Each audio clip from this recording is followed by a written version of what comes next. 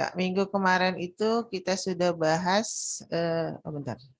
Ini, kalau nggak salah nih, yang tentang jantung ini, sudah ya, saraf jantung, ini kan tentang jantung, ini udah kan ya.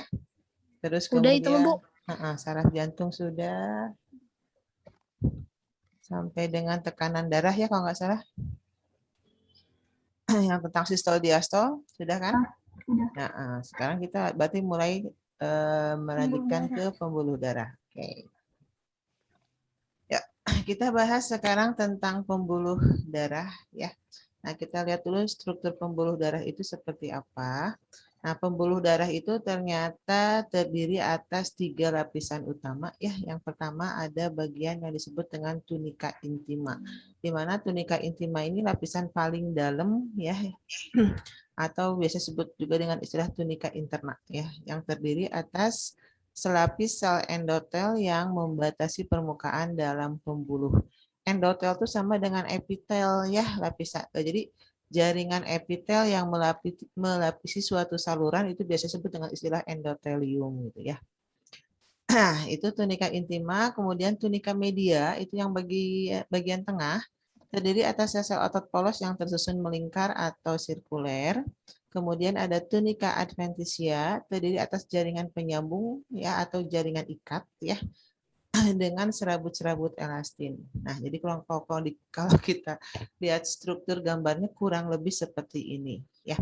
Jadi dari sini kalau kita bisa lihat bahwa dinding pembuluh arteri dengan vena itu berbeda ya. Vena lebih tipis dibandingkan dengan arteri ya. Nah, ini. Jadi kita lihat dulu pembuluh vena dulu, pembuluh arteri dulu sebelah kiri ya. Jadi ini adalah saluran yang paling dalamnya ya. Nah, ini yang kita sebut dengan tunika intima, terdiri atas jaringan atau sel-sel epitel yang kita sebut dengan istilah endotelium ya. Ini kemudian ada jaringan jadi jaringan penghubung ya. Nah, ini biasanya berupa serat elastin dan serat kolagen. Nah, ini baru kemudian tunika media. Nah, ini penyusunnya adalah sel-sel otot polos ya. Nah, baru yang paling luar adalah tunika adventitia. Ini biasanya berupa jaringan ikat ya. Jadi kalau kita lihat di sini bisa dikatakan dinding nih. Jadi ototnya lebih tebal ya kalau pada arteri itu ya. Karena kenapa istilahnya dinding arteri itu harus lebih tebal karena dia akan mendapatkan dorongan yang cukup kuat dari jantungnya karena arteri ini adalah pembuluh yang arahnya atau dia yang membawa darah dari jantung ya sehingga dia ada istilahnya ada tekanan kuat dari denyut jantung. Nah, kalau kita lihat sekarang yang pembuluh vena. Pembuluh vena, nah ini yang paling dalam ya. Nah, pembuluh vena kalau kita lihat diameternya dia lebih besar dibandingkan arteri. Nah, terus kemudian kalau pada pembuluh vena itu dia memiliki banyak katup. Ya, kenapa? Karena kalau pembuluh vena itu kan istilahnya dia nggak ada dorongan dari apa sih dari jantung ya karena dia justru arahnya adalah menuju ke jantung. Karena itu alirannya itu supaya nggak balik lagi maka setiap darah yang mengalir itu nanti dia istilahnya dihalangi oleh katup-katup ini ya supaya nggak balik lagi arahnya. Jadi katup daripada pembuluh vena itu lumayan banyak ya, hampir sepanjang pembuluh itu ada katup. Nah, sama, jadi ini endoteliumnya, nah kemudian ini jaringan penghubungnya, nah ini baru ototnya kan, nah tunika media ini ototnya lebih tipis ya, dan baru kemudian tunika adventitia ini yang di bagian paling luar ya. Nah sekarang kita lihat macam pembuluh darahnya. Ya, yang pertama ada pembuluh arteri atau biasa kita sebut juga dengan pembuluh nadi. Jadi pembuluh ini fungsinya adalah membawa darah meninggalkan jantung. Jadi biasanya kalau digambarkan biasanya warnanya merah ya kalau di warna itu biasanya warnanya merah. Ini umumnya kayak oksigen kecuali pembuluh darah arteri yang menuju ke paru-paru yaitu arteri pulmonalis ya karena kalau arteri pulmonalis itu kan dari bilik kanan ya dari bilik kanan ini menuju ke paru-paru ini kayak kan CO2. Nah, kemudian pembuluh vena atau pembuluh balik ini yang membawa darah menuju jantung. Nah, biasanya digambarkan warna biru ya. Umumnya kayak CO2 kecuali vena pulmonalis. Nah, kalau vena pulmonalis itu kan dari paru-paru menuju ke jantung ya. Justru ini kayak akan oksigen. Nah, kemudian ada pembuluh kapiler. Ini pembuluh yang ukurannya paling kecil. Biasanya ini yang menghubungkan antara pembuluh arteri dengan vena. Dan kemudian pembuluh arteri ini juga lah yang berhubungan langsung dengan jaringan. Ya, nah karena ini kecil-kecil banyak ya, dikatakan dia memiliki luas permukaan yang paling besar ya, karena paling banyak misalnya. Ya, sekarang kalau kita lihat apa sih perbedaan antara pembuluh vena dengan pembuluh arteri? Ya, kita lihat letak dari pembuluh arteri itu biasanya agak ke dalam ya, sementara kalau vena itu lebih dekat ke permukaan kulit. Jadi kalau misalnya terutama yang kulitnya putih, Maya suka kelihatan nih, nah, ya kayak di sini kan biru-biru gitu ya. Nah, tapi kalau misalkan pembuluh nadi, kita kalau ingin mengetahui denyut nadi, itu kan harus sedikit menekan di pergelangan tangan sini ya.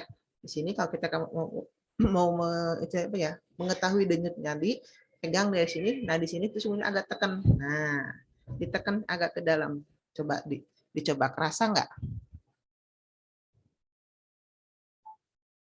Gimana? Kerasa nggak denyut nadi kalian di tangan? Yang ada Rasa ya, rasa, Bu. tapi harus agak neken ya. Nah, sebetulnya yang denyut nadi yang lebih kerasa itu adalah misalnya di daerah leher ya. Itu juga sama. Kalau megang di sini itu juga akan kerasa. Karena memang jadi karena agak ke dalam, maka kalau untuk mengetahui denyut nadi harus sedikit ditekan ya. Nah, fungsi tadi arteri umumnya ini mengangkut oksigen ya tadi, kecuali apa, arteri pulmonalis ya. Pembuluh vena fungsi mengangkut CO2 tadi kecuali vena pulmonalis. Nah, dinding pembuluh kalau arteri lebih elastis dan kuat ya, kemudian juga lebih tebal ya. Nah, sementara kalau vena tipis dan kurang elastis. Kandungan CO2, arteri miskin CO2 kecuali pada arteri pulmonalis ya, itu kayak makan CO2. Nah, berarti kebalikan tadi ya. Kalau vena kayak CO2 kecuali vena pulmonalis yang miskin CO2. Kenapa gitu, Bu? Kenapa? Kenapa yang pulmonalis itu kebalikannya? Ya, gini. Intinya kalau kan gini, penamaan arteri itu mengacu pada pembuluh yang keluar dari jantung, ya.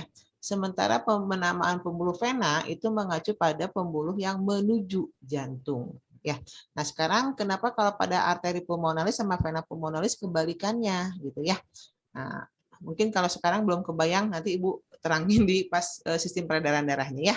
Bagaimana aliran darah itu. Biar nanti kebayang. Nanti Ibu jelasin nanti di situ. Ayo, kandungan oksigen kalau arteri kayak oksigen, kecuali tadi pada arteri pulmonalis ya. Kalau yang vena miskin oksigen kecuali vena pulmonalis. Arah aliran darah, jadi kalau pembuluh arteri pasti pembuluh darah yang keluar dari jantung, kalau vena yang menuju jantung. Denyut arteri itu terasa, kalau vena tidak terasa karena memang tidak ada dorongan dari jantung istilahnya ya. Kemudian katup itu arteri biasanya hanya ada di bagian pangkal saja, sementara kalau vena itu hampir di sepanjang pembuluh itu ada. Aliran darah arteri biasanya lebih deras ya, lebih cepat karena dia mendapat pompaan dari jantung, sementara kalau vena itu lebih lambat.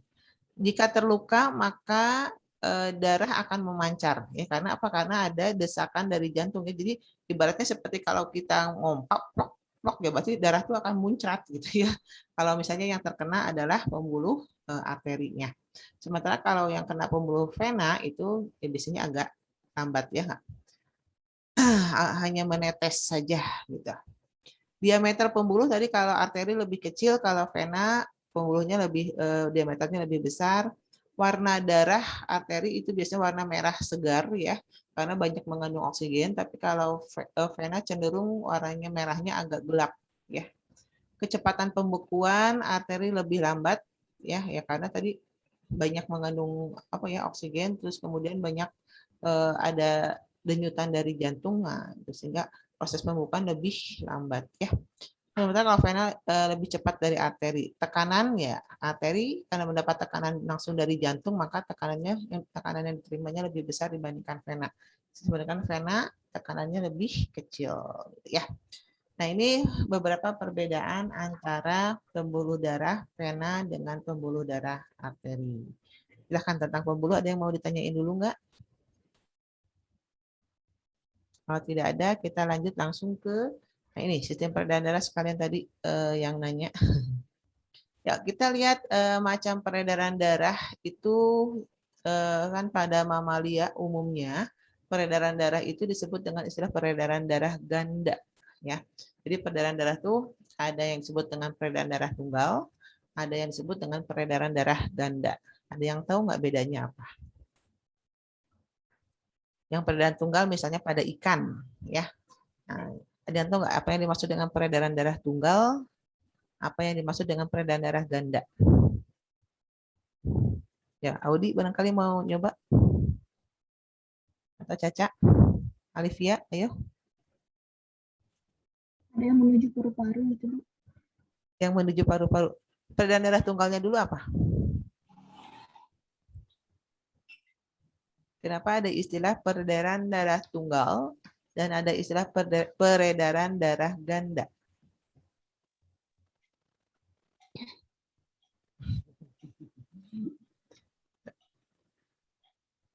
Ya, ayo. Ibu, Ya. ini bukan yang kalau tunggal itu nggak ke paru-paru doang, kalau yang ganda ke seluruh tubuh. Masih kurang tepat. Oh, Ibu, mungkin yang tunggal itu cuma dari jantung ke seluruh tubuh. Kalau yang apa tadi ganda itu ke paru-paru terus ke seluruh tubuh gitu. Iya, hampir tepat. Ya, betul ya. Tadi yang terakhir siapa? Alivia ya? Silvi. Oh, Silvi. Oke. Jadi gini. Audi, Bu. Oh, Audi itu. Ini nggak jelas ibu ininya. Ya, oke, siapapun lah. Terima kasih ya sudah mau menjawab. Ya, jadi hampir betul tadi ya. Jadi yang peredaran darah tunggal, kenapa disebut dengan peredaran darah tunggal? Disebut peredaran darah tunggal karena dalam satu kali beredar, darah itu hanya melalui jantung satu kali. Nah, ya, misalnya pada peredaran darah ikan. Nah, pada peredaran darah ikan itu darah dari seluruh tubuh masuk ke jantung, ya kan?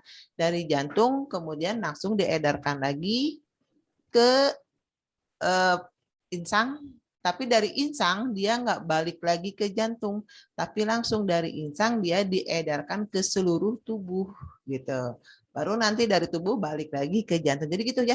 Jadi kalau pada peredaran darah tunggal itu dia si satu kali istilahnya beredar si darah itu hanya melalui jantung satu kali gitu ya. Jadi tubuh, jantung, insang seluruh tubuh nanti baru masuk lagi ke jantung lagi ya. Nah, beda dengan kalau peredaran darah ganda. Kalau peredaran darah ganda itu dikatakan dalam satu kali peredaran darah itu melalui jantung 2 kali gitu ya. Jadi yang pertama kan dari nih kita bagi dari peredaran darah ganda itu kita kenal menjadi 2 ya, ada 2 peredaran darah kecil sama peredaran darah besar ya. Jadi kalau kita urutkan langsung peredaran darah ganda itu dari tubuh, jantung, paru-paru, jantung baru kembali lagi ke tubuh. Jadi dia ke jantungnya 2 kali gitu ya, makanya disebut dengan peredaran darah ganda ya. Nah sekarang kita lihat peredaran darah kecil atau disebut dengan peredaran darah pulmonar. Jadi kalau peredaran darah kecil atau peredaran darah pulmonar itu darah itu dari jantung, paru-paru, nanti balik lagi ke jantung ya. Jadi jantungnya dari mana? Dari bilik kanan nih yang warna biru ya. Jadi kalau misal kita menggambarkan jantung itu, berarti jantung itu yang sebelah disebut dengan bilik atau jantung kanan itu adalah yang sebelah kiri kita karena kita anggap jantungnya yang ngadep ke arah kita gitu ya. Nah, jadi yang ini yang sebelah kanan, jadi ini adalah bilik kanan ya. Dari bilik kanan ini menuju ke paru-paru. Bilik kanan itu apa? Ventricle dexter ya. Ventricle dexter masuk ke arteri pulmonalis, baru kemudian ke paru-paru, terus ke vena pulmonalis, baru masuk lagi ke jantung. Itu sebutnya peredaran darah kecil atau peredaran darah pulmonar. Nah tadi pertanyaan tadi yang kenapa arteri pulmonalis kayak CO2 sementara vena pulmonalis kayak oksigen, padahal arteri itu umumnya adalah banyak mengandung oksigen gitu ya. Kalau vena umumnya banyak mengandung CO2. Nah, sekarang gini. Tadi ini yang warna biru ini kan pembuluh vena ya. Nah, ini pembuluh vena ini semuanya arahnya menuju ke jantung. Nah, ya. Jadi disebut pembuluh vena itu karena semuanya arahnya menuju ke jantung. Disebut pembuluh arteri ini semuanya pembuluh yang keluar dari jantung, gitu kan ya. Nah, jadi kalau secara umum yang biru ini kayak akan CO2, yang warna merah ini kayak akan oksigen. Nah, tapi kenapa tadi ada kekecualian? Nah, karena sekarang kita lihat yang namanya arteri pulmonalis, ya dinamakan arteri. Kenapa? Karena dia memang keluar dari jantung. Tapi kenapa dia tidak membawa oksigen? Karena arteri ini berasal dari jantung kanan, ya kan? Kita tahu bahwa jantung kanan itu menerima darah dari seluruh tubuh. Nah, darah yang diterima oleh jantung sebelah kanan itu adalah darah dari pembuluh vena. Artinya dia mengangkut banyak CO2, gitu kan ya. Nah, makanya arteri pulmonalis yang berasal dari jantung atau bilik kanan ini ya, dia banyak mengandung CO2 ya. Nah, dia arahnya keluar dari jantung, makanya namanya arteri ya. Arteri yang menuju paru-paru namanya arteri pulmonalis ya. Nah, nanti di paru-paru kan terjadi pertukaran ya. CO2-nya dilepaskan, oksigennya diikat. Nah, nanti berarti pembuluh darah yang dari paru-paru, berarti dia nanti membawa oksigen. Nah, karena pembuluh ini arahnya menuju ke jantung, maka pembuluh itu kita sebut pembuluh vena, gitu ya. Nah, makanya kenapa kalau pembuluh vena itu banyak mengandung oksigen, karena dia berasal dari paru-paru, ya, menuju ke jantung. Nah, itu, ya. Bisa dipahami nggak tadi yang nanya masalah arteri pulmonalis sama ini? Bisa. Ya, kebayang ya? Oke. Yep. Nah, jadi tadi kalau peredaran darah kecil ya dari bilik kanan, arteri pulmonalis, paru-paru, vena pulmonalis masuk ke serambi kiri ya atau atrium ya sinister. Oke. Nah, itu peredaran darah kecil atau peredaran darah pulmonar. Nah, sekarang kalau peredaran darah sistemik atau peredaran darah besar. Nah, ini disebut peredaran darah besar karena ini ruang lingkupnya lebih besar ya. Yaitu mulai dari bilik kiri ya. Bilik kiri masuk pembuluh aorta, nanti pembuluh aorta ini dia bercabang-cabang ke arah kepala, tangan itu dia dibawa oleh arteri karotis ya. Ke arah tubuh bagian belakang bawah gitu ya. Ini dibawa oleh arteri dorsalis. Nanti arteri dorsalis ini bercabang-cabang ya. Ada ke arteri hepar berarti ke hati, arteri mesenterim ini ke sistem-sistem pencernaan. Arteri renal itu ke arah ginjal ya. Arteri femur ini ke arah kaki gitu ya. Nah, jadi nanti dari tubuh-tubuh ini ya, dari organ-organ tubuh yang kan dari kepala ya, dari tangan ya, nanti akan dibawa lagi ya. Jadi di organ-organ tubuh itu juga terjadi nanti pertukaran juga kan, oksigen yang diangkut oleh arteri itu nanti dikasih-kasihin ya ke semua organ, semua sel-sel tubuh. Nanti dari sel tubuh si pembuluh darah itu ngangkut hasil sisa metabolisme ya, diantaranya berupa CO2. Nah, ini pembuluh-pembuluh yang warna biru, ini berarti pembuluh yang dari organ atau dari sel-sel tubuh gitu ya. Nah, ini kan kalau dari kaki berarti ada vena femur, dari ginjal ada vena renalis. Nah, kemudian ini ada dari hati, ini vena hepar. Nah, nanti yang dari tubuh bagian bawah itu nanti bergabung ke yang namanya vena cava inferior ya. Yang dari tubuh bagian atas ya itu yang di bawahnya adalah vena cava superior ya. Nanti baru masuk ke jantung bagian serambi kanan ya. Jadi sekali lagi kalau untuk peredaran darah besar, ventricle kiri, aorta seluruh tubuh ya, terus ke vena cava, ya vena cava inferior, vena cava superior, kembali masuk ke atrium atau ke serambi kanan ya. Nah, itu yang pembuluh darah besar ya. Nah, kemudian di tubuh kita ada juga pembuluh darah yang khas ya, yaitu pembuluh yang disebut dengan vena porta hepatica ya. Yaitu ini adalah pembuluh darah yang membawa zat-zat makanan ya dari sistem pencernaan ya, dari usus ya, itu menuju ke hati. Nah, itu nama disebut dengan istilah vena porta hepatica. Ya. tentang macam peredaran darah ada yang mau ditanyakan barangkali? Bisa membedakan ya antara peredaran darah kecil arahnya kemana, yang dilalui apa aja, sama peredaran darah besar. Ya.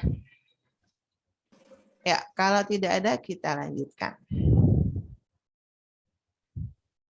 Oh, peredaran darahnya ternyata selesai. Nah, sekarang kita lanjutkan mengenai kira-kira gangguan apa saja atau kelainan apa saja yang bisa terjadi pada sistem peredaran darah. Ya, yang pertama ada kelainan yang namanya hemofilia.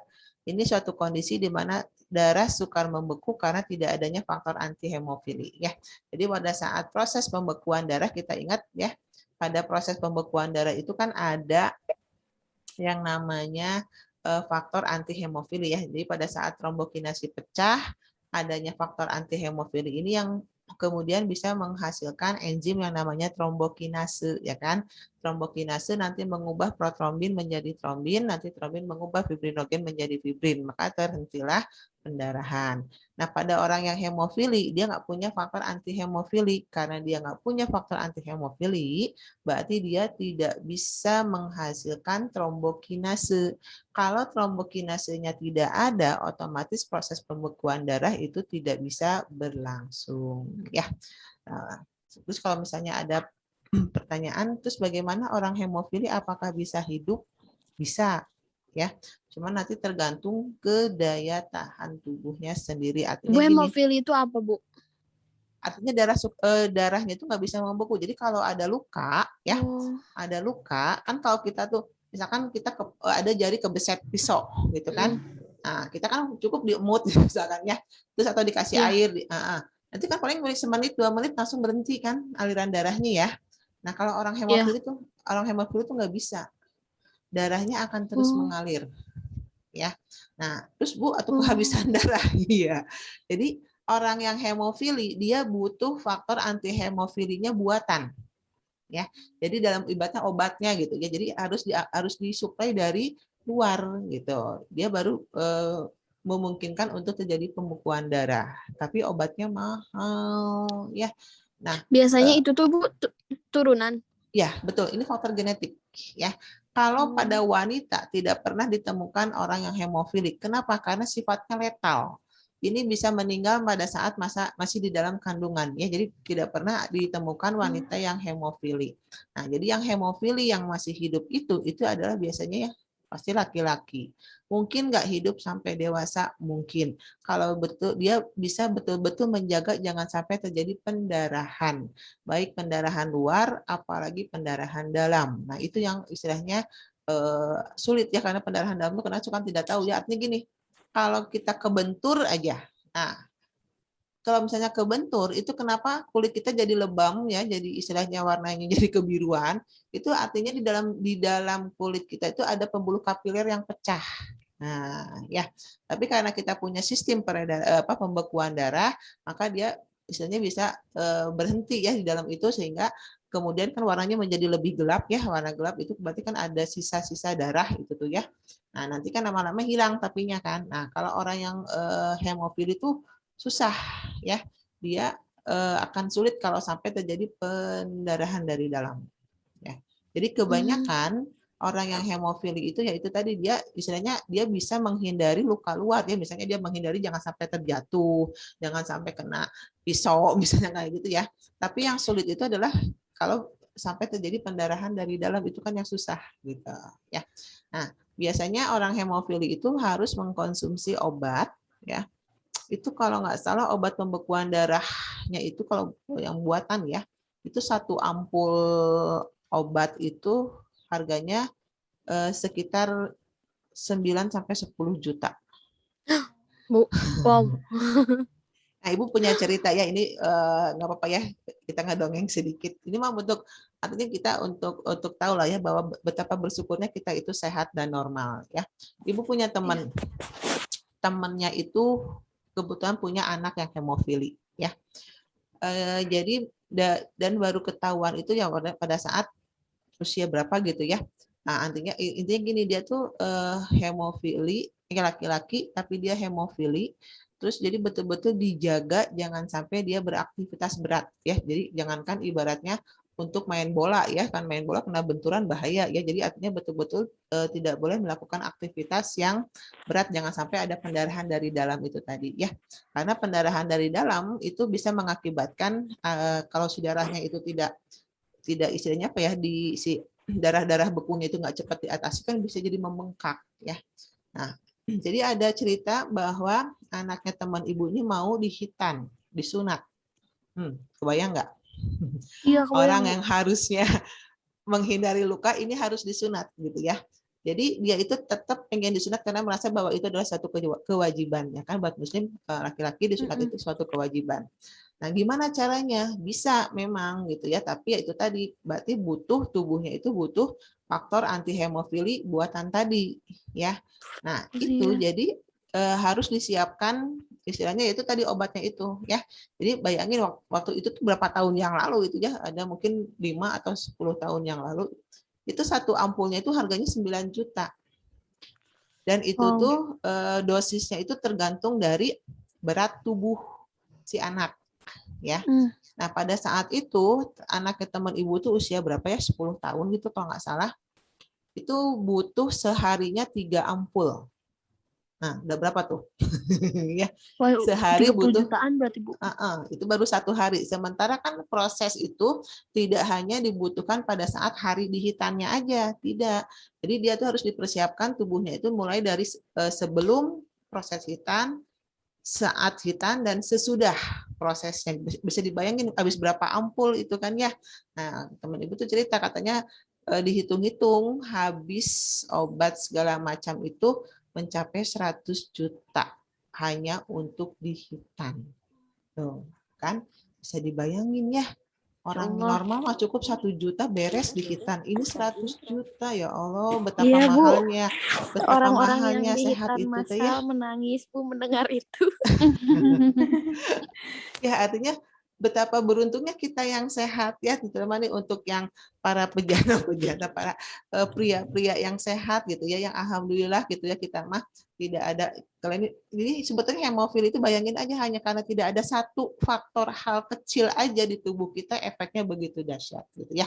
Jadi betapa bersyukurnya kita sebagai orang yang normal gitu ya. Nah, Ibu, itu cerita tentang hemofili. Ya, kenapa? tapi sampai sekarang masih hidup. Nah, ternyata ya itu tadi luka luar masih bisa dihindari, tapi luka dalamnya yang agak sulit gitu ya, karena terbentur sedikit segala macam itu memberikan efek yang lumayan dahsyat juga sebetulnya ya. Ya mungkin Allah lebih sayang ya, anaknya teman ibu tuh hanya tahan sampai 13 tahun saja. Ya, nah itu ya, jadi ya susah sih ya, misalnya kita berusaha tapi istilahnya ya karena ini lumayan penyakit yang rentan itu ya, lumayan rentan juga istilahnya ya, jadi ya memang agak susah sih ya gitu, udah mah obatnya mahal gitu kan ya. Nah terus kita juga harus menjaga dari segala macam luka ya, luka baik luka luar ataupun luka dalam. Nah itu Ibu kan hemofili itu dari gen keturunan ya, berarti orang betul, tuanya ada yang hemofili atau iya, gimana, Bu? ada dari ibunya. Yang pembawa adalah ibunya. Jadi kalau ibunya carrier ya, nah itu nanti akan mewariskan ke anaknya yang laki-laki. Ya, dan anak yang perempuan, cuman kalau perempuan itu kan gini ya, karena ini gennya terpaut kromosom X ya. Kalau pada Kalau perempuan wanita kan kasihan dong, Bu. ya, Kalau artinya perempuan gini, kasihan. kalau pada perempuan yang carrier itu tidak memberikan efek apa-apa. Ya. Jadi kalau misalnya mungkin kalian kan udah belajar genetika ya waktu kelas 12 mungkin ingat. Jadi bahwa kalau gennya heterozigot ya. Jadi karena gen hemofili ini sifatnya resesif ya. Pada saat dia istilahnya ketemu dengan gen dominan berarti kan dia sifatnya ketutup ya. Dia tidak akan memberikan efek pada wanita itu. Jadi misalkan wanita itu ya normal seperti biasa, tapi dia membawa gen heterozigot itu ya, gen penyebab hemofili. Kalau suatu saat dia menikah, nah dia bisa mewariskan gen hemofili ini ke anaknya yang laki-laki akan kelihatan. Tapi kalau ke anak yang perempuan, ya dia nggak akan kelihatan karena dia ketutup lagi dengan gen dari ayahnya. Kalau ayahnya normal kan, nah itu seperti itu. akan ketutup lagi, jadi dia nanti menjadi carrier lagi. Tapi kalau pada pria, nah begitu gen hemofili ini istilahnya diwariskan ke anak pria, ya otomatis anaknya ini yang nanti akan mengalami hemofili gitu. Ya. Berarti kita bisa cek Bu, kalau misalkan cewek gak ada ciri-cirinya, bisa cek gak misalkan kita punya? Iya, bisa. Sekarang itu dengan teknologi yang lumayan ini kita bisa mendeteksi gen kita ya, apakah kita membawa suatu penyakit ya. Nah itu bisa, katanya sih sekarang udah bisa. Ya. Jadi kalau misalnya kayak misalnya seperti halnya penyakit talasemia juga sama. Ya, pernah dengar ya talasemia? Nah, ini ada di nomor 7 nih. Jadi talasemia itu kondisi di mana eritrosit berbentuk tidak normal sehingga mengalami penurunan daya ikat terhadap oksigen. Nah, jadi kalau talasemia itu efeknya nanti dia mengalami anemia berat ya. Jadi dia harus rutin transfusi darah gitu ya. Nah, talasemia juga sama. Ini gennya gen resesif ya. Jadi gen yang tersembunyi. Nah, cuman talasemia itu bukan gen yang terpaut kromosom seks ya, tapi ini terpaut autosom sehingga anak yang talasemia itu bisa mendapatkan gen talasemia itu dari orang tuanya yang sama-sama carrier ya. Jadi ibunya pembawa, ayahnya pembawa, ya dua-duanya normal, tapi anaknya bisa mengalami talasemia gitu ya. Jadi makanya kan Ibu pernah bilang tuh waktu minggu kemarin, jadi kalau misalnya di orang-orang luar ya, itu nggak aneh kalau misalnya itanya kalau mau menikah tuh check up segala macam ya. Jadi mulai dari check up secara genetiknya segala macam untuk mengetahui apa? Yaitu untuk mengetahui adanya penyakit-penyakit yang tersembunyi, istilahnya seperti itu ya. Karena kalau misalnya ibunya pembawa, ayahnya pembawa, itu artinya ada kemungkinan ada anaknya yang mengalami suatu kelainan gitu. Ya. Kalau di kita mah jarang ya, udah. Kita mah nggak pernah, malah biasanya ada cek-cek darah gitu. Ayo, kita lanjutkan, itu tentang hemofili ya. Berikutnya ada anemia. Anemia terjadi biasa kita mengenal istilah anemia itu istilahnya kurang darah misalnya ya. Nah, kurang darah ini sebetulnya bisa akibat kekurangan jumlah eritrositnya atau bisa juga karena kekurangan hemoglobinnya. Ya, hemoglobin yang normal itu kalau nggak salah ada di angka 12 ya. Nah, biasanya kurang dari itu kita akan mengalami istilahnya anemia ya. Gejalanya 5L ya, lemah, letih, lesu, lunglai. Ibu boleh nanya dulu nggak? Boleh, enggak? Apa? Anemia ada hubungannya nggak sih Bu sama menstruasi? Jadi bisa ya. Bisa. Kan menstruasi itu kan ibaratnya kita membuang darah ya. Darah keluar dari tubuh kita. Betul. Jadi kalau misalnya buat yang para pria nggak apa-apa ya. Biar pengetahuan aja kan, nanti kan juga calon bapak pasti punya istri. Nah, jadi menstruasi itu berarti kan dia mengeluarkan darah ya. Kita ada darah yang keluar dari tubuh kita. Kalau kebetulan darahnya itu lumayan banyak, ya itu yang seringkali bisa menyebabkan gejala kurang darah ya. Paling tidak kita akan terlihat lebih pucat dari biasanya. Nah, makanya kalau yang mengalami hal seperti itu, maka sangat disarankan kalau pada saat menstruasi itu mengkonsumsi vitamin penambah darah ya, atau banyak-banyak minum makanan, mengkonsumsi makanan yang banyak mengandung zat besi ya, karena zat besi itu kita tahu digunakan untuk pembentukan hemoglobin gitu ya. Makasih Bu. Oke. Ya, berikutnya ada yang namanya leukemia. Leukemia itu dikatakan produksi leukositnya terlalu banyak, bahkan sangat banyak, jauh di atas normal. Nah, ada sedikit kesamaan istilah leukemia sama leukositosis ya. Jadi leukositosis juga sama, jumlah leukositnya itu di atas normal. Kita tahu bahwa leukosit normal itu jumlahnya antara 6.000 sampai 10.000 ya. Nah, biasanya kalau leukosit di kisaran belasan ribu itu kita istilahkan leukositosis. Leukositosis ini biasa terjadi kalau kita lagi ada infeksi ya. Misalnya ada luka, ada infeksi di dalam tubuh kita, itu pasti jumlah leukosit otomatis akan meningkat ya. Karena apa? Kita tahu bahwa leukosit itu merupakan salah satu mekanisme pertahanan tubuh kita yang untuk memerangi si benda-benda asing yang masuk ke tubuh kita, gitu kan, itu pasti banyak leukosit yang mati gitu kan ya. Nah, untuk mengganti pasti harus meningkatkan jumlah leukosit. Nah, itu bisa terjadi pada saat kita ada luka, ya. Jadi kalau misalnya nih kalian cek darah gitu ya. Nah, cek darah ternyata jumlah leukositnya di atas normal. Nah, itu berarti ada infeksi di dalam tubuh kita yang istilahnya menyebabkan si jumlah leukosit itu meningkat, ya. Nah, kalau leukemia gimana? Kalau leukemia meningkatnya sudah di atas normal ya. Jumlahnya bukan lagi belasan ribu, leukosit itu bisa mungkin mencapai puluhan ribu bahkan ratusan ribu. Ini yang sudah sangat berbahaya, itu yang kita sebut dengan istilah leukemia gitu ya. Makanya disebut dengan sebutnya kanker darah istilahnya ya. Karena mengacu pada istilah kanker itu adalah penambahan atau pembelahan sel yang bisa meningkat dengan jumlah yang sangat cepat ya. Jadi kalau misalkan kanker yang misalkan kanker pada organ tubuh itu, jadi ada sel-sel ya tubuh yang istilahnya bisa membelah sangat cepat ya, yang hingga akhirnya menimbulkan suatu massa sel yang baru yang kita biasanya sebut awalnya adalah tumor ya. Tumor lama-lama bisa menjadi tumor yang ganas ya, ini jadi kanker gitu ya.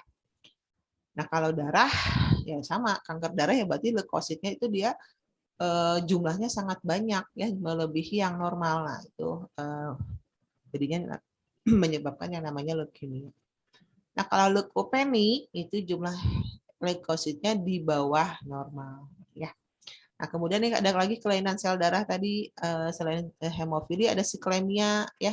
Eritrosit bentuknya bulan sabit. Nah, sama halnya seperti talasemia. Jadi kalau talasemia itu bentuknya nggak beraturan ya. Jadi talasemia itu kadang bentuknya ada yang ukurannya jauh lebih kecil, ada yang ukurannya lonjong bentuknya ya. Tapi kalau siklemia itu khasnya dia eritrositnya bentuknya bulan sabit. Nah, itu terjadi juga sama, ini genetika juga ya.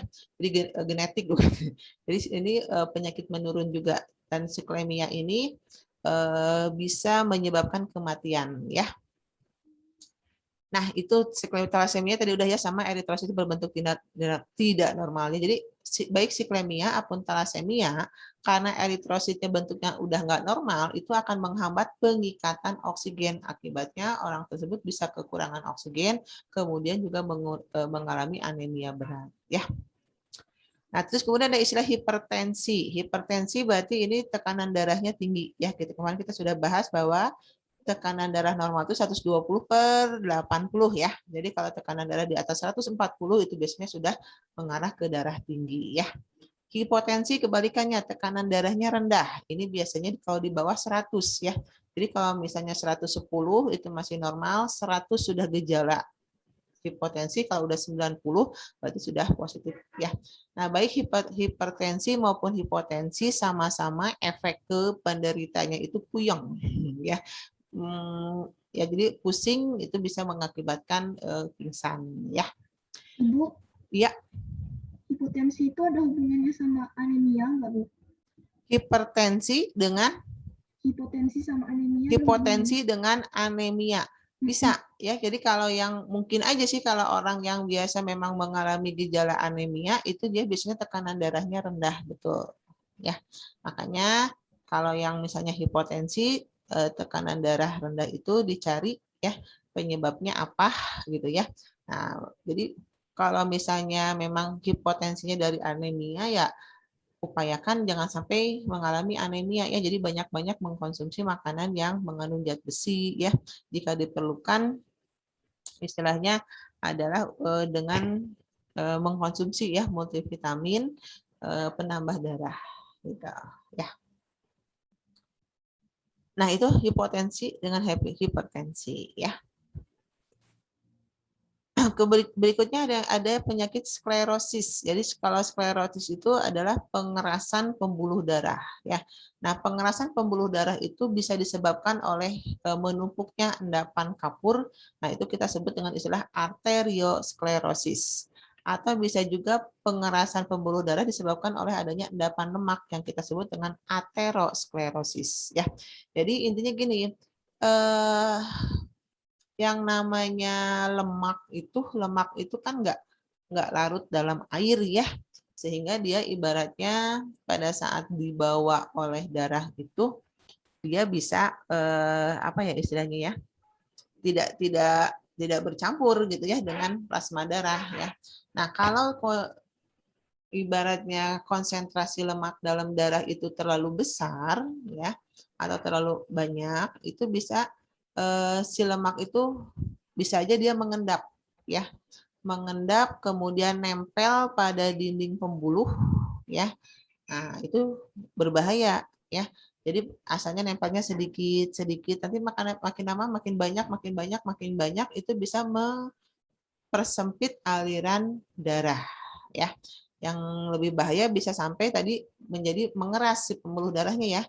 Nah, kalau pembuluh darah mengeras berarti kan dia sudah tidak lagi elastis gitu ya untuk mengalirkan darah. Nah, itu bahaya gitu istilahnya seperti itu ya. Jadi artinya akan sangat bermanfaat istilahnya kalau kita rajin-rajin berolahraga ya. Karena dengan berolahraga jantung kita berdetak dengan sehat istilahnya ya.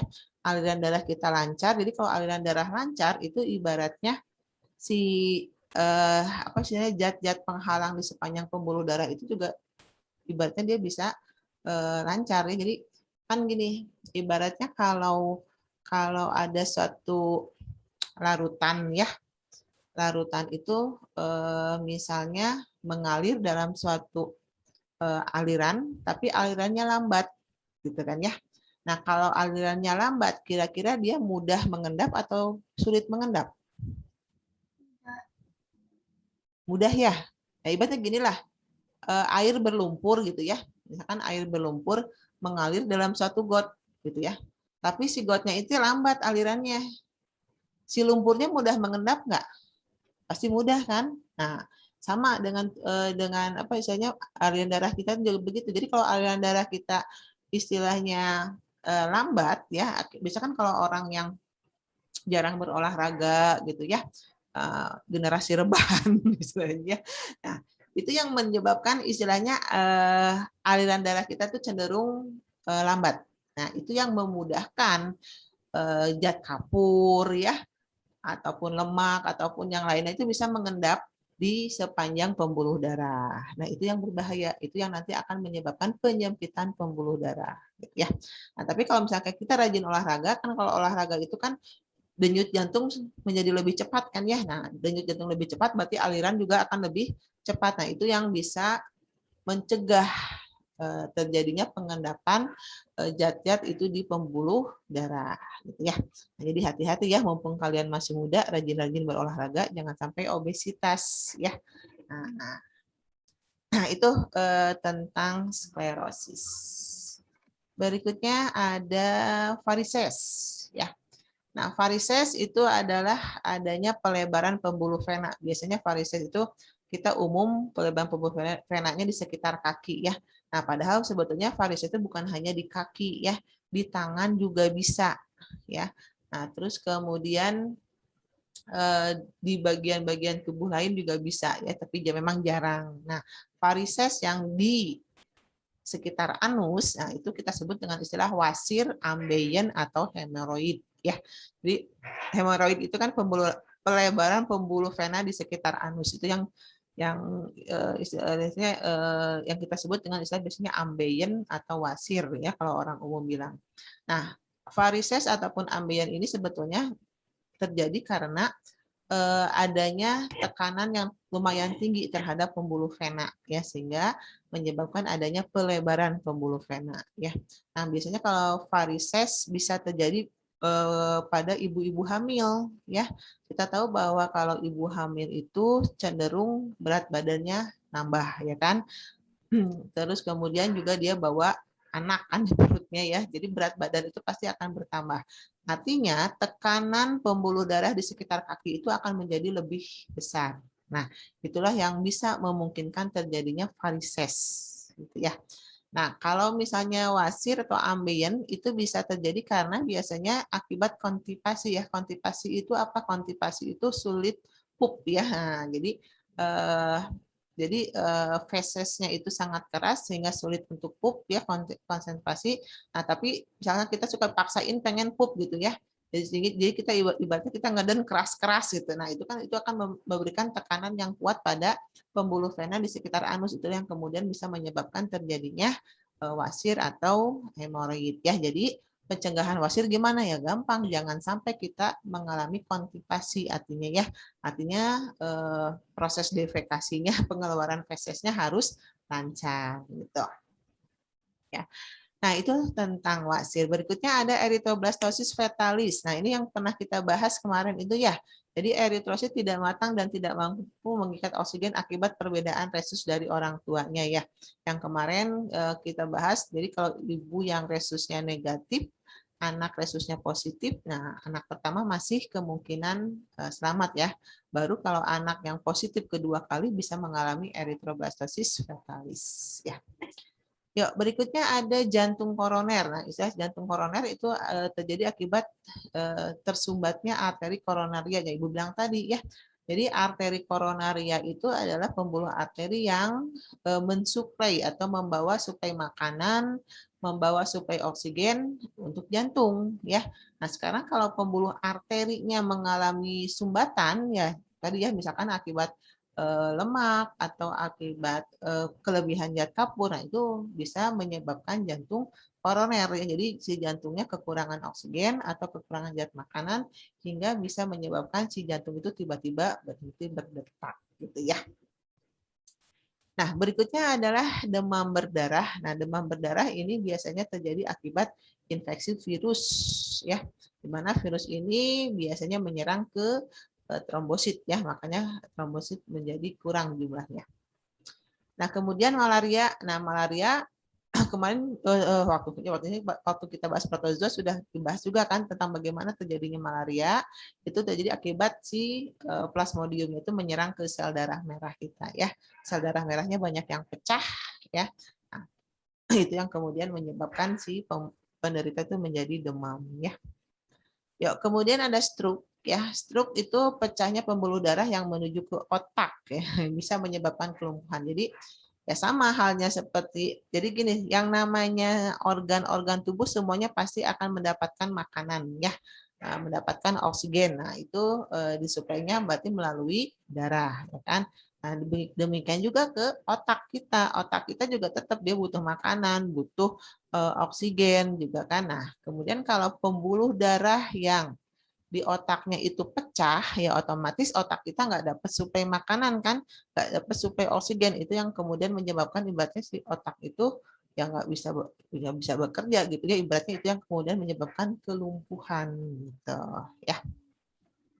Terakhir ada trombus ya, kondisi ketika terjadi penggumpalan darah pada dinding pembuluh darah ya, terutama ya pada pembuluh darah arteri dan vena. Itu disebut dengan istilah trombus. Ya, selesai tentang sistem peredaran darah. Enggak ada yang mau ditanyain enggak? Kalau tidak ada, kita bahas soalnya dulu ya.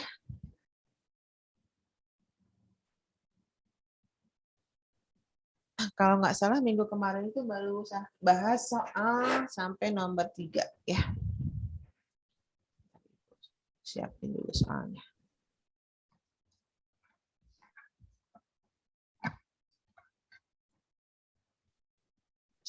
Dibuka bukunya halaman 85 ya, soal dari nomor 4 kalau nggak salah yang belum.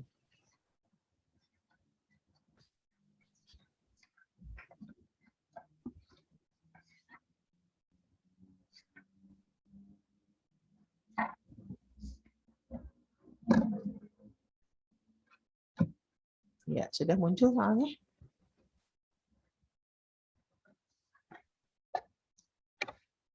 Kita mulai dari soal nomor 4. Pernyataan yang tepat mengenai jantung manusia. 1. Memiliki 2 serambi dan 2 bilik, betul? Betul ya, serambi kiri kanan, bilik kiri kanan. Oke, 1 betul. 2. Tersusun dari otot lurik bercabang. Betul kan ya? Jadi otot jantung itu sama seperti otot lurik, tapi dia punya percabangan. Makanya otot lurik bercabang. Antara serambi kanan dengan bilik kanan terdapat katup valvula tricuspidalis. Betul? Betul. Betul ya. Bagian serambi kiri memiliki otot yang paling tebal. Serambi kiri. Ototnya paling tebal, betul nggak? Salah ya. Yang betul adalah bilik kiri yang paling tebal itu. Kenapa? Karena bilik kiri itu harusnya bilik kiri. Atau ventricle istilahnya ya. Kalau bahasa Latinnya ventricle sinister. Jadi kenapa bilik kiri itu harus lebih tebal? Karena dia memompa darah ke seluruh tubuh ya, jadi tekanannya harus kuat. Ya, berarti yang nomor 4 ini jawabannya A. Nomor 5. Sistol pada jantung manusia terjadi ketika, masih ingat kan sistol itu apa? Sudah sini ya.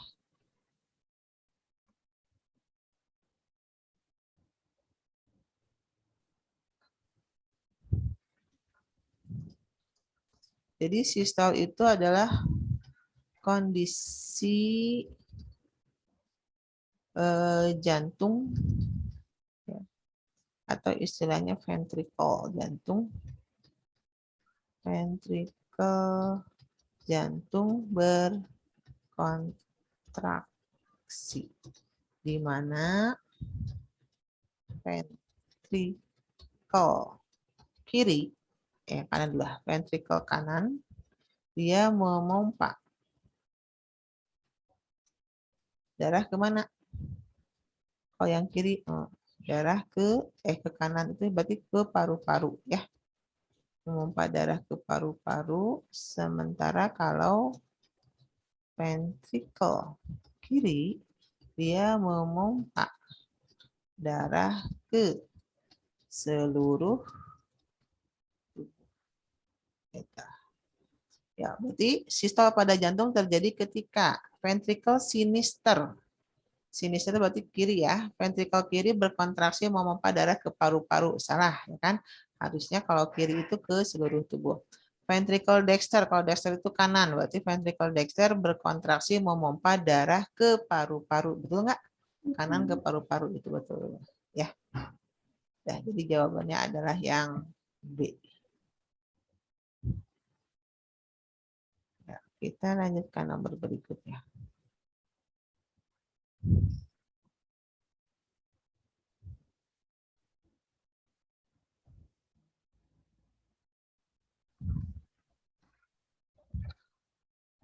Ya.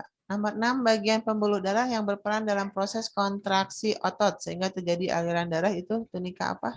Media. Iya, betul. Tunika media. Kalau intima itu yang dalam tadi ya, yang berisikan sel-sel epitel. Media berarti otot, adventisia jaringan ikat. Iya. Sip. 7. Aliran darah paling lambat itu di mana? Jadi ini ada istilah arteri, arteriol. Jadi gini.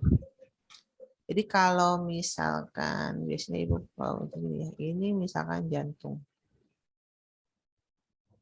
Kok jantung sih? Jadilah jantung apa? Jantung itu kan jantung kita 4 ruang ya. Itu gampang ini.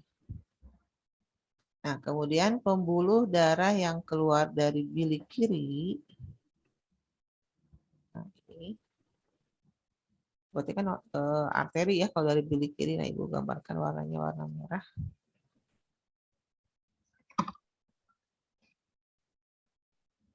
Nah, kemudian bentar di sini nanti ada pembuluh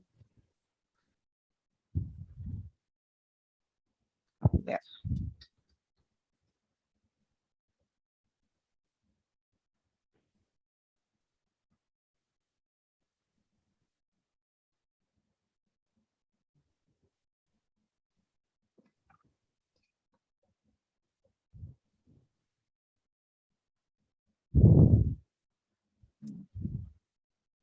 Kemudian yang dari kapiler ini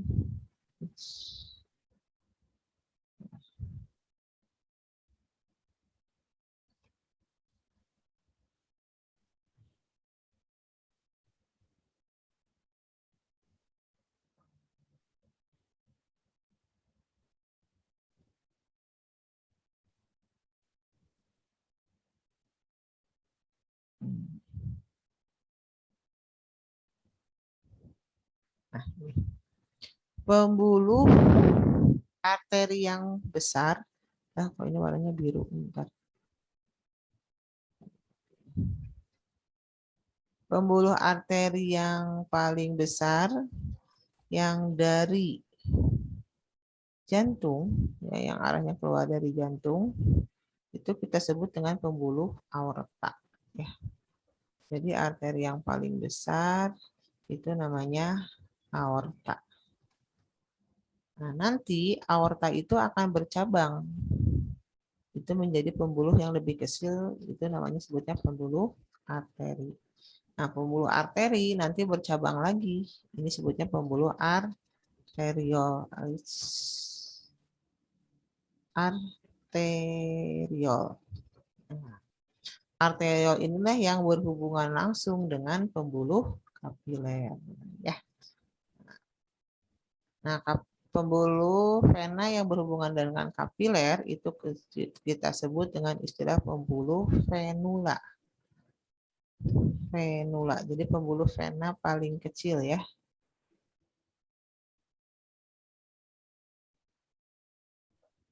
Ini pembuluh venula atau vena. Nanti pembuluh vena bermuara pada pembuluh venula bermuara pada pembuluh vena. Nanti pembuluh vena bermuara lagi pada pembuluh vena cava. Nah, vena cava lah yang masuk ke pembuluh yang masuk ke jantung. Ya. Nah, ini urutan besar kecil pembuluh. Nah, sekarang di mana pembuluh mana yang paling lambat alirannya? Kalau aorta nggak mungkin ya, ini kan pasti dari jantung kan. Nah, kalau pembuluh arteri ini alirannya lumayan cepat. Kenapa? Karena kan ini ada desakan dari jantung. Nah, vena pasti ini lebih lambat dari arteri. Tetapi yang paling lambat itu adalah di sini, ya, di kapilernya. Karena kan diameternya juga lebih kecil ya. Oke. Silakan kalau mau di screenshot dulu sebelum Ibu lanjutkan ke nomor berikutnya.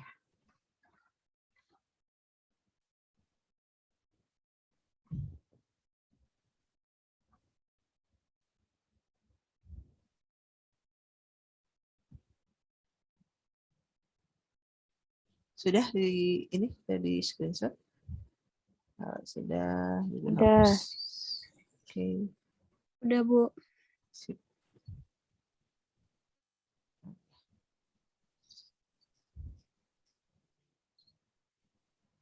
Oh ini nomor 9 belum. Cuma tinggal satu lagi ternyata. Karena nomor 9-nya tentang sistem limfatik. Sistem limfatik nanti belum kita bahas.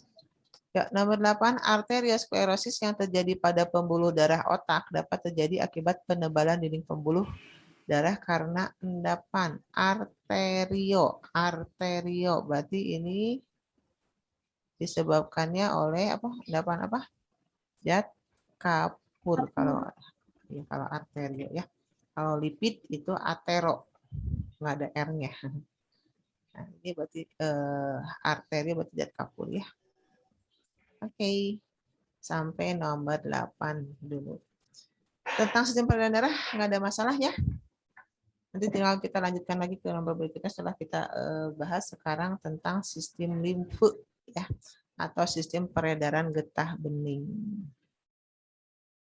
Oke, lanjutkan sini.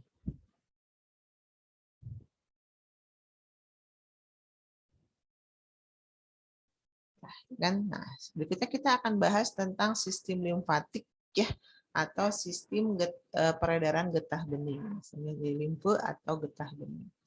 Ya, jadi sistem limfatik ini merupakan sistem sirkulasi sekunder ya, yang berfungsi mengalirkan cairan getah bening atau limfe yang ada di dalam tubuh ya. Nah, limfe itu sendiri berasal dari plasma darah yang keluar dari sistem kardiovaskuler ke dalam jaringan yang ada di sekitarnya. Cairan ini kemudian dikumpulkan oleh sistem limfe melalui proses difusi ke dalam kelenjar limfe dan nanti akan dikembalikan ke dalam sistem sirkulasi atau sistem peredaran darah. Nah, seperti apa sih limfe itu? Nah, limfe itu katanya mirip seperti plasma darah ya.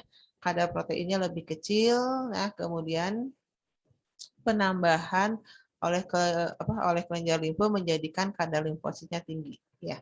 Jadi nanti kelenjar limfe itu dia bisa menghasilkan limfosit ya, yang kemudian nanti menjadikan kadar limfosit di dalam plasma itu menjadi tinggi.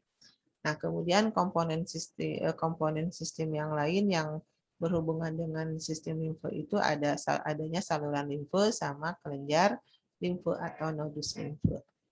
Nah, apa fungsi dari sistem limfe ini? Yang pertama adalah untuk mengembalikan cairan ya dan protein dari jaringan ke sirkulasi darah, kemudian mengangkut limfosit ya, mengangkut lemak, menyaring dan menghancurkan mikroorganisme untuk menghindari penyebaran dan menghasilkan antibodi atau memfasilitasi reaksi imun ya. Jadi tadi dikatakan ada beberapa organ yang termasuk organ limfe ya. Yang pertama tonsil atau biasa kita nyebutnya amandel, adanya di sekitar sini ya. Terletak di belakang tenggorokan. Fungsi tonsil yang utama adalah sebagai salah satu pertahanan tubuh dalam memerangi infeksi ya. Jadi biasanya kenapa kalau misalnya ada anak kecil terutamanya misalnya kalau demam atau apa suka diperiksa kan di bagian ini dipegang lehernya ya. Nah, itu artinya di situ suka dilihat ya, atau misalkan disuruh buka mulut terus kemudian di center gitu ya. Dilihat ada pembengkakan nggak pada tonsilnya atau amandelnya ya. Nah, biasanya kalau pembengkakannya masih wajar ya nggak masalah gitu ya. Nah, itu tonsil. Kemudian yang kedua ada kelenjar timus. Ya, kelenjar timus ini berfungsi untuk memproduksi sel darah putih yang disebut dengan limfosit T ya dan atau sel T. Jadi limfosit itu nanti ada dua macam ya, ada limfosit B, ada limfosit T. Kalau limfosit T itu proses pematangannya terjadinya di kelenjar timus. Kalau limfosit B proses pematangannya itu di sumsum tulang ya. Nah, yang namanya sel T atau limfosit T ini fungsinya adalah nanti untuk melawan sel-sel penyebab infeksi ya. Yang ketiga ada limpa. Limpa ini letaknya di sisi kiri, bawah tulang rusuk dan di atas perut. Nah, jadi dekat lambung sih sebetulnya ya. Limpa ini bekerja untuk menyaring ya dan menyimpan darah serta menghasilkan sel darah putih untuk melawan berbagai macam infeksi penyakit. Kemudian sumsum tulang belakang berfungsi untuk memproduksi sel-sel darah putih, sel darah merah dan platelet itu ya keping darah ya, trombosit. Nah, kemudian ada kelenjar limfe atau nodus limfe. Jadi ini kurang lebih nih ya penggambaran jaringan limfe itu seperti ini ya, sistem limfatik itu. Jadi yang bulat-bulat ini ini kita sebut dengan istilah kelenjar limfe atau nodus limfe ya. Jadi banyak istilahnya kelenjar-kelenjar yang ada di sekujur tubuh kita. Nah, ini tonsil tuh yang ya. Ya, ada kelenjar limfe adalah salah satu komponen sistem limfatik yang berbentuk seperti kacang kecil dan tersebar secara luas di seluruh tubuh ya. Jadi ada yang terutama di daerah ketiak ya, daerah leher, daerah ketiak, kemudian daerah selangkangan ya sama kaki gitu ya. Nah, fungsinya adalah untuk melawan antigen atau zat-zat asing yang berbahaya bagi tubuh, membantu melakukan penyaringan terhadap sampah seluler. Jadi sampah seluler itu maksudnya sel-sel yang udah mati ya, sel yang sudah mati dan sel yang dapat berbahaya bagi tubuh ya. Nah, kelompok utama tadi banyak terdapat di daerah ketiak ya, daerah leher, dada, kemudian perut dan lipatan di lipatan paha di sini ya. Nah, ini tentang kelenjar nodus. Nah, sekarang cairan limfe itu ya mengalir melalui suatu pembuluh ya, walaupun tidak seterusnya ya, karena tadi pembuluhnya itu kan ada juga yang istilahnya tidak semua bagian tubuh ada pembuluh limfenya ya. Jadi pembuluh limfe itu berupa atau mirip seperti pembuluh vena yang kecil ya, banyak memiliki katup. Nah, terus kemudian pembuluh terkecil terdiri dari selapis endotelium. Nah, ada dua jenis pembuluh utama dari pembuluh limfe ini ya. Yang pertama disebut dengan ductus thoraxicus, yang kedua disebut ductus lymphaticus dexter. Jadi kalau ductus thoraxicus itu adalah pembuluh limfe yang mengalirkan cairan limfe atau membawa cairan limfe dari tubuh bagian bawah, jadi misalnya dari kaki gitu ya, kemudian bagian lengan kiri dan dada kiri. Nanti ini akan dialirkan ke vena yang ada di bawah selangkah kiri. Nah, sementara kalau ductus lymphaticus dexter itu yang akan mengalirkan cairan limfe dari daerah kepala, leher, dada, paru-paru, jantung, dan lengan kanan. Ya, jadi ini ya kepala, leher, dada kanan, paru-paru, jantung, dan lengan kanan itu nanti dikembalikan ke pembuluh vena yang ada di bawah selangkah kanan. Ya, nah ini pembuluh limfe yang utama. Nah, sekarang apa sih perbedaan antara sistem peredaran darah dengan sistem limfe? Ya, nah katanya kalau pertama lihat dari cairan yang diedarkan, kalau sistem limfe yang dibawa adalah getah bening. Kalau sistem darah yang dibawa atau yang diangkutnya adalah darah. Warna cairan, limfe warnanya kuning muda, kalau darah warnanya merah. Sistem sirkulasi disebut ini peredaran darah terbuka. Jadi artinya si cairan limfonya itu tidak terus-menerus di dalam pembuluh kan. Ada juga dia istilahnya berada di sekitar jaringan ya. Nah, terus kemudian kalau sistem darah itu peredaran darahnya tertutup ya. Jadi artinya kalau tertutup itu darah selalu berada di dalam pembuluh darah. Berikutnya penyebab aliran. Kalau sistem limfe, aliran disebabkan karena adanya kontraksi otot rangka. Sementara kalau darah itu katanya disebabkan oleh adanya kontraksi jantung. Macam pembuluh, sistem limfe tadi ada pembuluh dada bagian kiri dan kanan. Jadi ada ductus thoraxicus sama ductus lymphaticus dexter. Sementara kalau ini ada pembuluh arteri ya, vena ya sama. Kemudian kadar protein, sistem limfe hanya 3%, darah itu 8%. Zat yang diangkut biasanya kalau limfe itu diantaranya mengangkut lemak ya, terutama asam lemak rantai panjang. Sementara kalau sistem darah dia ngangkut oksigen, CO2 ya, zat-zat makanan ya berupa monosakarida dan asam amino. Ya. Nah, ini tentang peredaran darah. Selesai. Ya. Silakan barangkali ada yang mau ditanyakan. Sebelum kita akan membahas soal tentang sistem peredaran darah.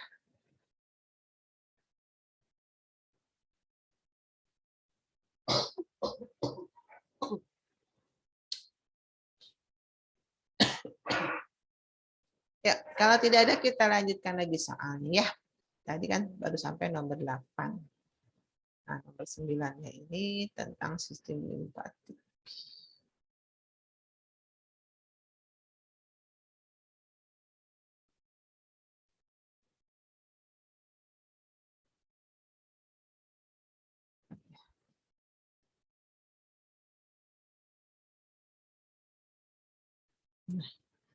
Ya, nomor 9. Pernyataan berikut yang sesuai dengan sistem limfatik pada manusia.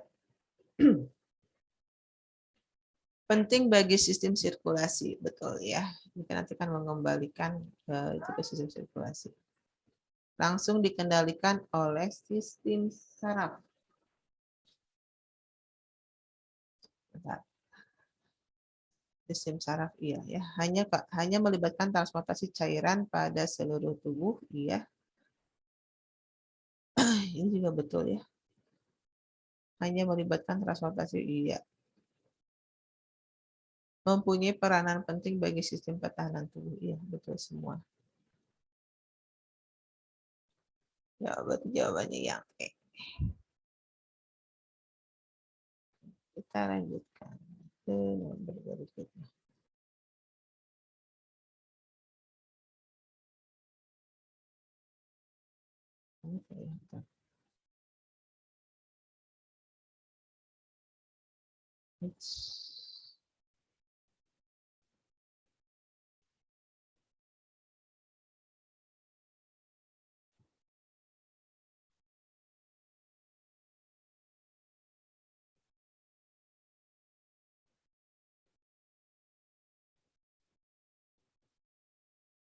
Ya, nomor 10.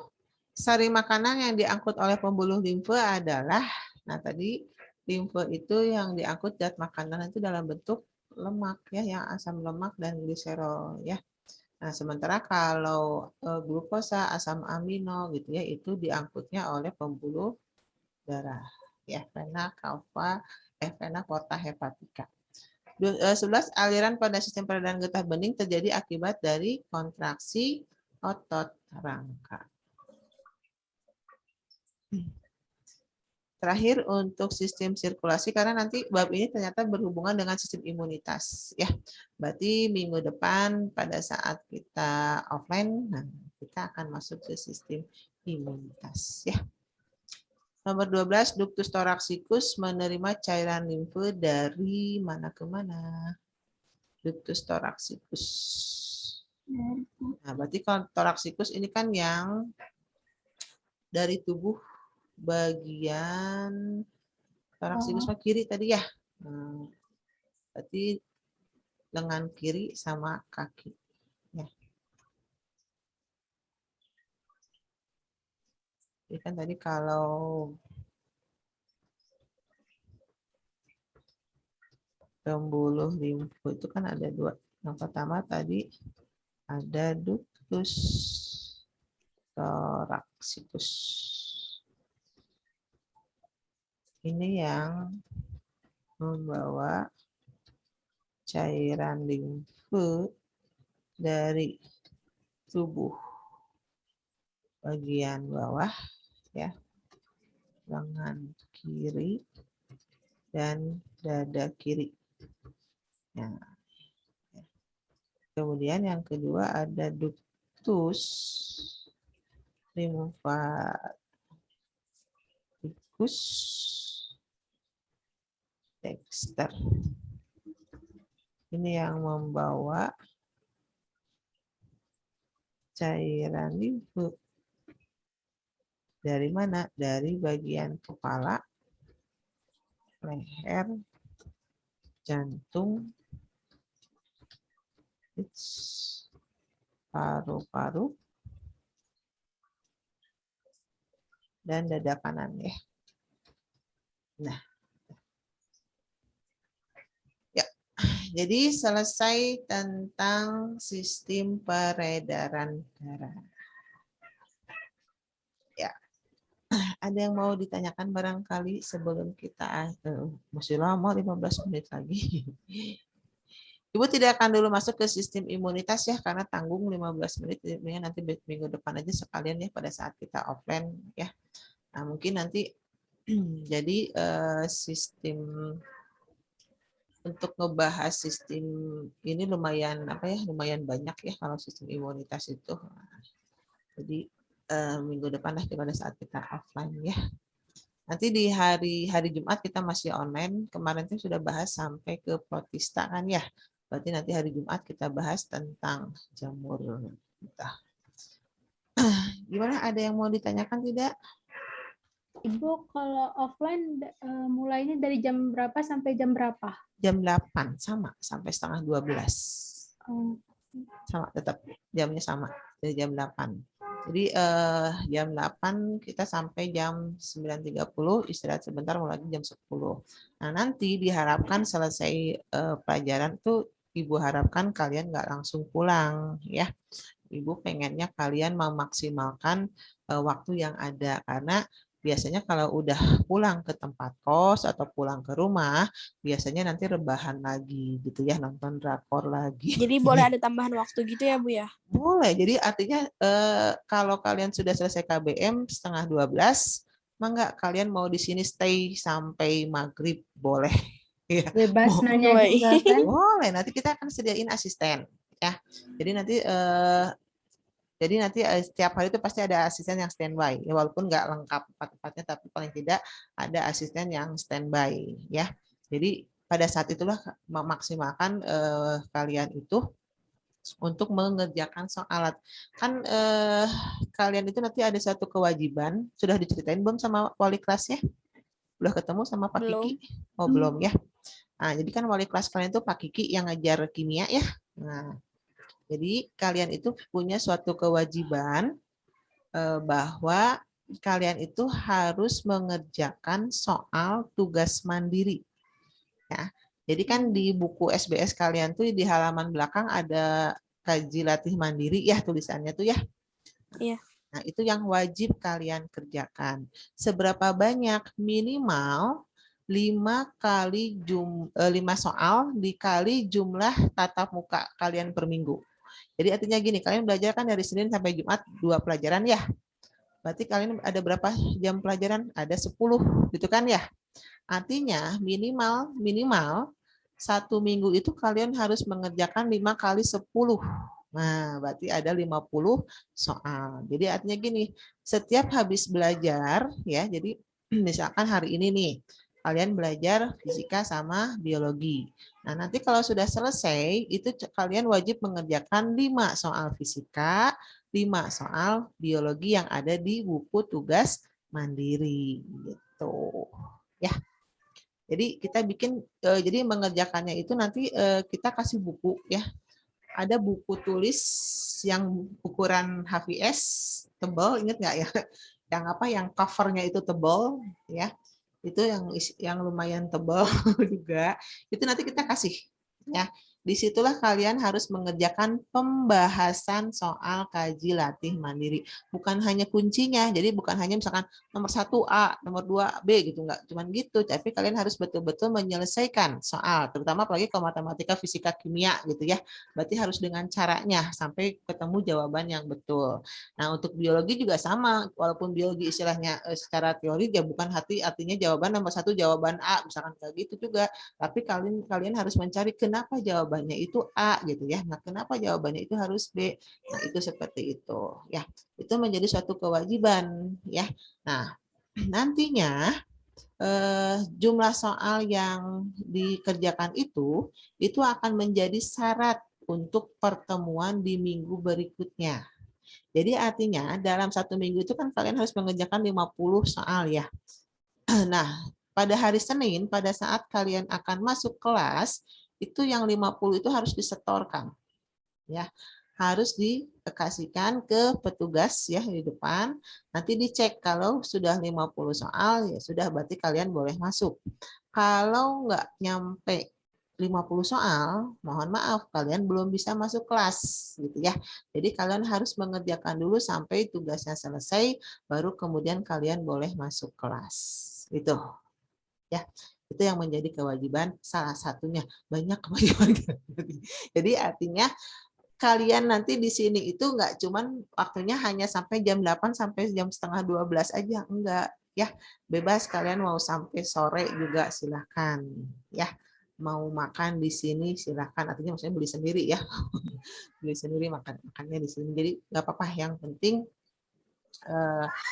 istilahnya waktu kalian tuh nggak terbuang percuma ya, kita memanfaatkan sebisa mungkin ya, semaksimal mungkin waktu yang kalian punya gitu. Jadi diharapkan ya, mungkin kalian kan waktu kelas 12 kemarin mungkin ya, karena istilahnya kalian full belajar online ya, mungkin ada mungkin banyak materi-materi yang mungkin sedikit miss gitu ya buat kalian, mungkin nggak paham karena kalian harus belajar secara online.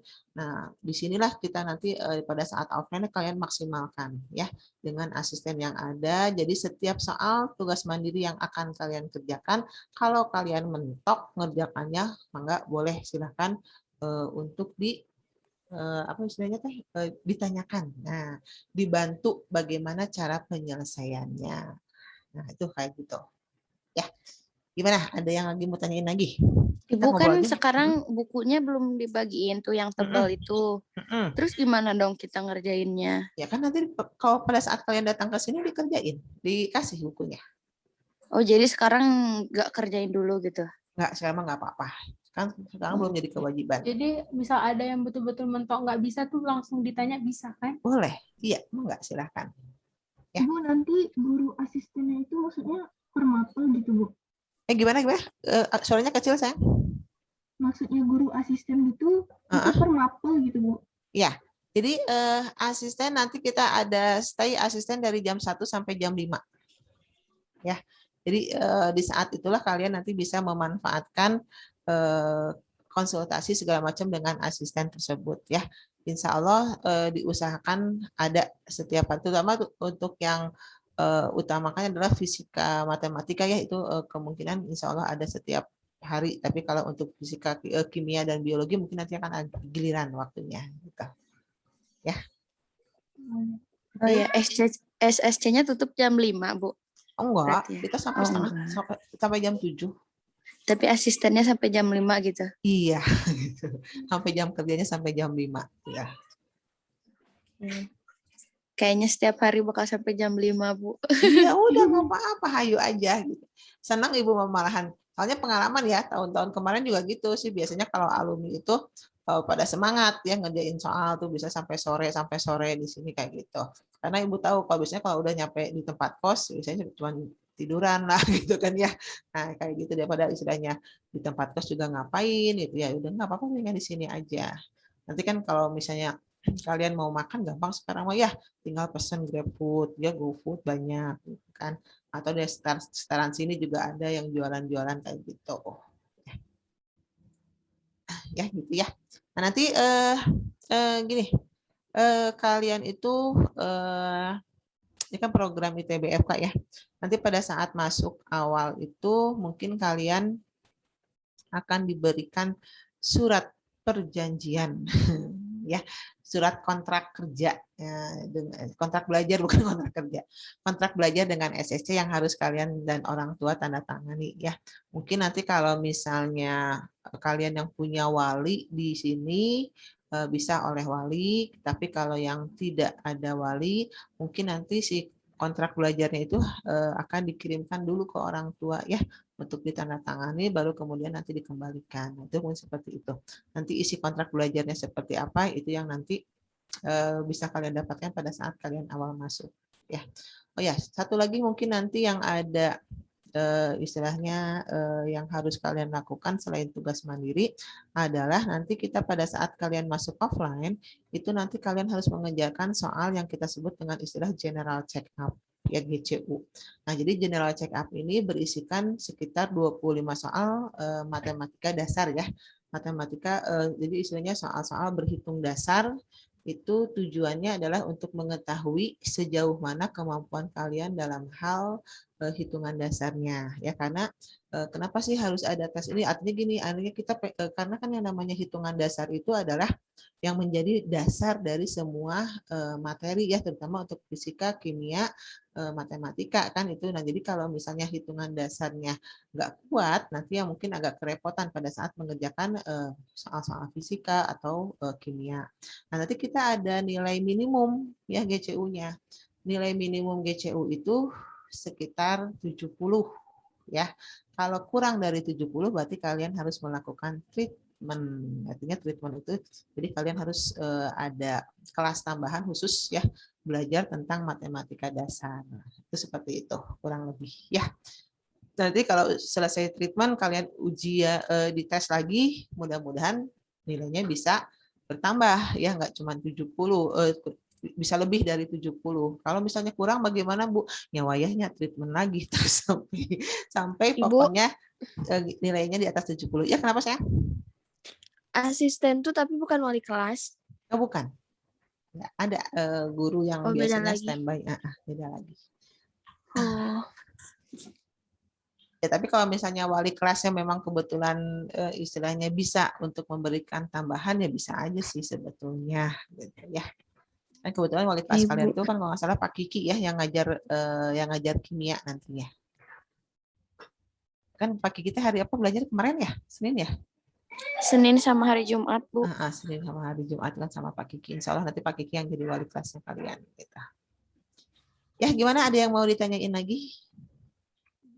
Ya, jadi mau mungkin nanya. Boleh nanya apa? Itu kan waktu mau daftar itu katanya ada seminar motivasi gitu ya Bu?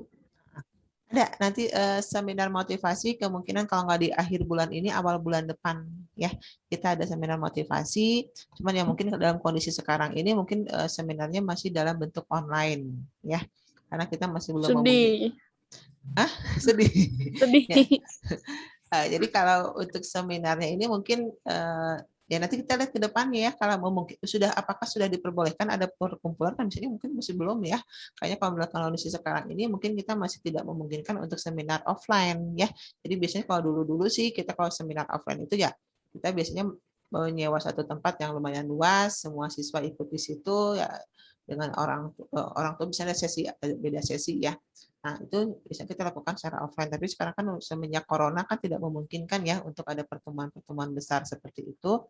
Nah, makanya kita kemungkinan akan dilakukan secara online dulu seminarnya gitu. Ya.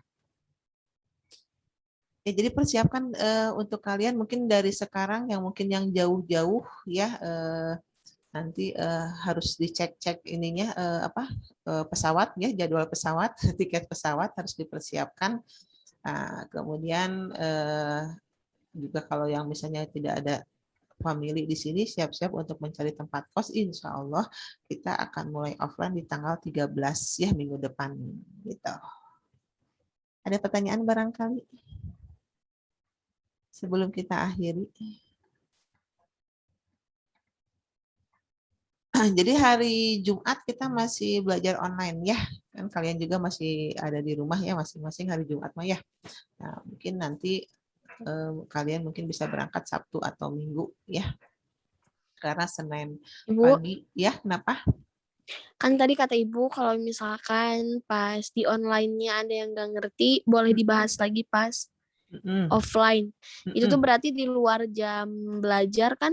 Iya, betul. Iya. Sama asisten nanti. Jadi kalau misalnya yang kemarin-kemarin sempat Ibu terangkan itu ada yang masih kurang paham, enggak, nanti pada saat selesai KBM ya offline, kalian bisa nanti tambahan dengan asisten itu. Ya. Asistennya Bu satu orang satu atau gimana Bu? Enggak, asistennya satu orang untuk bersama. Oh iya, berarti jadi kalau artinya gitu, Bu. Jadi kan misalkan hari Selasa ya, kalau nggak salah ada asisten dulu hari Selasa. Ya misalkan kalian satu asisten itu bisa untuk berdua atau bertiga gitu, giliran aja gitu. Ya. Ya misalkan Bu, kalau gini kan aku nggak ngertinya misalkan di bab 1 Alivia di bab 2 kan beda. Jadi gantian aja kalau gitu mah. Ya. Jadi misalkan ya misalkan sejam ewang lah sejam gitu ya, misalkan jam 1 sampai jam 2 bagian Alivia, nanti setelah itu Audi jam 2 sampai jam 3, nah kayak gitu aja lah gantian ya. Oke Ibu. Tapi kalau misalnya kalau misalnya Audi pengennya bab 1 tapi Alivia pengen ikut juga yang bab 1, walaupun udah ngerti pengennya ya nggak apa-apa, ikut aja gitu. Oh iya, jadi misalkan Sylvie teh misalkan bab 2 gak ngerti tapi aku ingin ikut juga gitu Bu. Boleh berarti? Boleh aja gitu. Ya. Berarti asistennya itu per kelas kan Bu? Iya. Oh iya ya. Ya nanti gantian aja. Asistennya emang ini Bu ngerti semuanya gitu? Insya Allah, kan sama guru juga. Pinter. Insya Allah bisa. Oke, ya nanti kalau misalnya penuh ya mungkin kalau misalnya mau sama Ibu juga boleh sih, kalau misalnya kebetulan boleh. Ibu. Ya kalau kebetulan Ibu wali kelas yang mana Bu? Ibu mau di kelas 12. No. Tapi kalau Ibu kan karena Ibu ngantor juga kan di sini, jadi Ibu ada di sini dari jam 9 sampai jam 5 tuh ada di sini. Jadi kalau misalnya Ibu nggak lagi sibuk, misalnya nggak lagi banyak kerjaan kantor, ya insya Allah nanti kalau misalnya kalian mau tambahan sama Ibu mah nggak gitu. Ya. Oke Bu. Iya siap. Ya kita ketemu lagi insya Allah hari Jumat ya. Hari Jumat masih kita online satu kali lagi. Mudah-mudahan tidak ada hal yang menghalangi untuk offline minggu depan ya. Jadi siap-siap mulai packing-packing. Ya, terima kasih atas perhatiannya. Insya Allah kita ketemu lagi di hari Jumat ya di jam 10 ya, kita melanjutkan materi kelas 10-nya. Ya, sekian dari Ibu. Wassalamualaikum warahmatullahi wabarakatuh. Waalaikumsalam warahmatullahi wabarakatuh. Terima kasih ya Bu. Iya, mangga sama-sama. Sampai ketemu hari Jumat ya. Iya Ibu. Iya.